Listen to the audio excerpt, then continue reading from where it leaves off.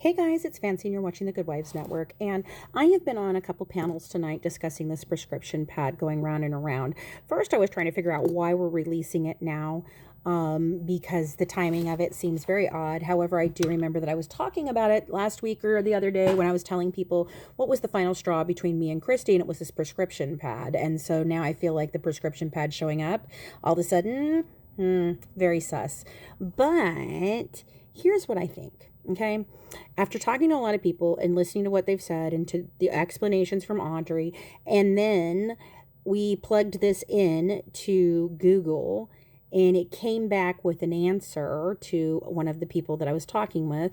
And the answer is that this is a referral pad or an equipment pad, which is what I think it is. I do think it probably was an equipment pad.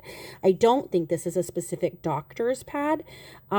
Specifically, one of the reasons why is because all of the clinics are listed at the top, which would be more of a generic form than a doctor's form. A lot of the doctor's forms have their name specifically and their clinic specifically. So if it came from like an actual doctor, then I would think that it would have some of that identifying information. It is a 2007 document. That's indicated by the numbers at the bottom. And I just began working through what I think could this all be about. And, the person who was ordering outrageous amounts of medical equipment that GYPSY's account was selling on eBay, such as canes and wheelchairs and CPAP machines, especially CPAP machines, is Dr. Beckerman. So I believe that that's what this is, and I truly, honestly think that this has to do with the fraud and the con of selling medical supplies. I don't believe this is a pad that Dee Dee stole. I don't believe that Dee Dee would have had to use a pad. What would be the reasoning that Dee Dee would need to do that? Because she was getting all of the rugs that GYPSY needed from the doctors. There wasn't anything that she would need. If she needed it, according to GYPSY, she just went in and told the doctors and they just did whatever Dee Dee told them to do. Right? Like she charmed them all and she da-da-da-da-da and she da-da-da, and he's my favorite mother-daughter da-da-da, right? That's what he said. My favorite mother-daughter duo, says Dr. Beckerman. So I think it's more likely that this is what we're looking at than proof that Dee Dee stole a prescription pad that was allegedly in cat shit, according to Christie, but looks completely pristine and doesn't look like it's been sitting in a box with other things for 10 years. It also doesn't look yellowed like the rest of the things in there. And I'm just thinking, I don't know. It doesn't seem right. Something about this is off. I don't believe that's a regular prescription pad from a doctor. I don't believe that Dee Dee was going to any pharmacies. We have the pharmacy records. I have them.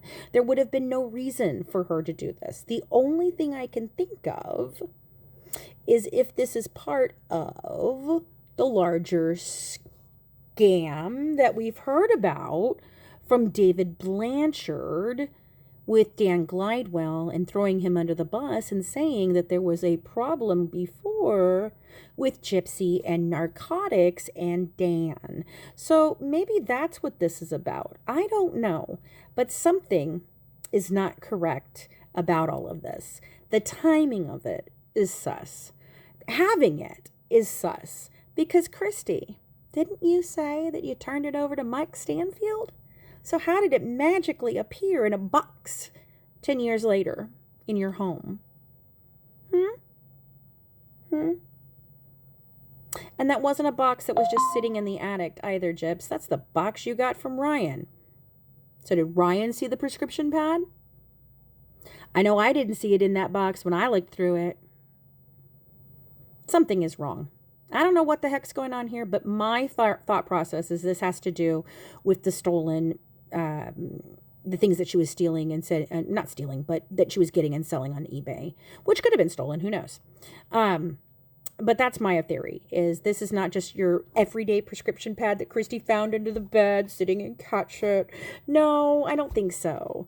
Because again, Christy, then how did it get away from Mike Stanfield and back into your hands? And why was it never logged by Mike Stanfield in any way, shape, or form? Just like the pills that you brought him, right? That weren't logged, that were already collected by the police? Yeah. I don't know. But something about this does not smell right in Denmark. Anyway, that's my thought process. What's yours? Have a good one from The Good Wife, serving up true crime one dish at a time. Bye, guys. Mwah.